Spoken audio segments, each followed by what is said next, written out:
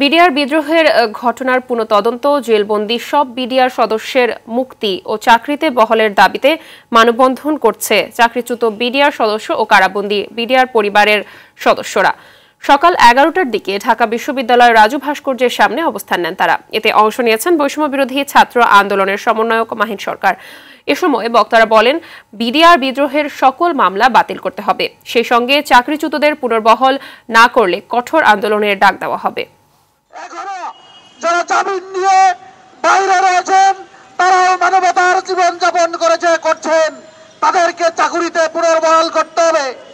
একটি পরিবার থেকে যদি চারটি পুরুষ জেলখানার অন্ধকার কোটরিতে বসবাস করে, সেই পরিবার কি ধ্বংস হওয়ার আর কোনো বাকি থাকে কিনা আমি জানতে চাই। বিডিআর বিদ্রোহ নিয়ে কেন কালক্ষেপণ করছেন? তার মানে কি আমাদের প্রেসক্রিপশন কি অন্য জায়গা থেকে আসে? এই মুহূর্তে রাজু ভাস্কর্যের সামনে থেকে সরাসরি যোগ দিচ্ছেন সহকর্মী বিপুল দেবরায়। বিপুল, আন্দোলনের সর্বশেষ পরিস্থিতি কেমন দেখতে পাচ্ছেন জানাবেন আমাদের। তারা যে মানবতার জীবনযাপন করছে, সেখানে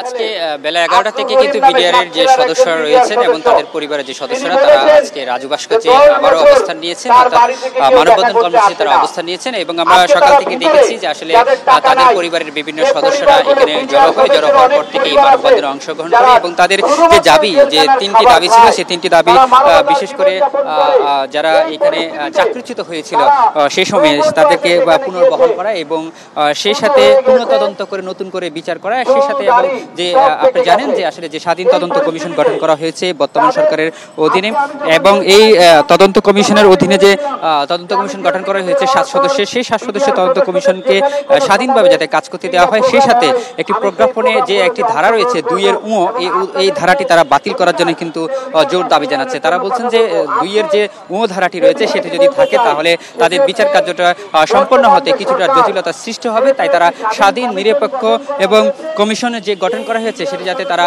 স্বতঃস্ফূর্তভাবে তাদের বিচার কার্য সম্পন্ন করতে পারে, তাই তারা এই ধারাটি বাতিল চান। সেই সাথে এখানে যারা বক্তা রয়েছেন আমরা তাদের কাছে শুনেছি এবং বিডিআরের বিদ্রোহের যারা অংশগ্রহণ ওই সময় ছিল তা বেশ কয়েকজন পরিবারের সদস্যরা, তারা বলছেন যে আসলে তাদেরকে মিথ্যা মামলা দিয়ে তাদেরকে জড়ানো হয়েছে এবং তাদেরকে যাতে এই মিথ্যা মামলা থেকে অব্যাহতি হয় সেজন্য তারা কাজ করতে হবে। সেই সাথে আপনাকে জানিয়ে দিতে চাই, আজকের এই অনুষ্ঠানে কিন্তু বৈষম্য বিরোধী ছাত্র আন্দোলনের অন্যতম মাহিন সরকার রয়েছেন, সেই সাথে গণ অধিকার পরিষদের একাংশের বেশ কয়েকজন নেতা এবং লেবার পার্টিরও বেশ কয়েকজন রাজনৈতিক ব্যক্তিকে আমরা তাদের সাথে অংশগ্রহণ একাত্ম প্রকাশ করতে দেখেছি এবং তারা বলছেন যে এই মানববন্ধনের মধ্য দিয়ে যদি সরকার তাদের দাবি যদি মেনে নেওয়া হয়, তাদের যে 3টি দাবি, তাহলে তারা বৃহত্তর আন্দোলনে যাবে এবং ভবিষ্যতে আরো বড় ধরনের আন্দোলনে তারা ডাক দেওয়ার এমনটাই কথা জানিয়েছেন।